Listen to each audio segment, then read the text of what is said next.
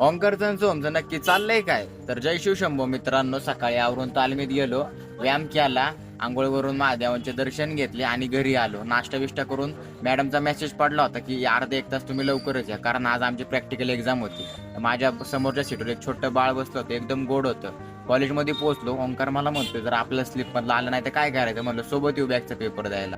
So म्हणा नको load घेऊ, मी पण येईल बॅकच्या पेपरला. आर्यनचं प्रॅक्टिकल झालं होतं आणि साहिलचं पण झालं. मग त्या दोघांना विचारलं प्रॅक्टिकल कसं आणि मॅडम कडक आहेत का. तो म्हणला हाय कडक. तर हे सगळे पोरं बॅच 1चे होते. मग सचिन, मी आणि ओंकार आम्ही लॅब मधला आमचा एक व्हिडिओ आधी शूट करून घेतला, मग फोन मॅडमला सबमिट केले. प्रॅक्टिकल झाल्यावरती बाहेर शेजारच्या क्लासमध्ये आलो. जाम भूक लागली मित्रांनो, जाम. मग डबा खाल्ला, कारण डबा खायला कोणीच नव्हतं, सगळी खाली गेलती. भैया आणि ओम खाली जरा समाजसेवा करत होते. मग आम्ही त्यांची मदत करायला गेलो, सचिन आणि मी. तेवढ्यात भैयाची समाजसेवा करून झालं होतं. मग त्याला म्हणलं चल सीपीला गेलो. थोड्या वेळ थांबलो आणि म्हणलं चल आता लय बोर झाले, जाऊ घरी. सचिन, मी आणि अण्णा मेट्रो स्टेशनवरून साईड चेंज केली आणि बस स्टॉपवर गेलो. तर घरी आलो मित्रांनो. आजसाठी एवढंच. धन्यवाद.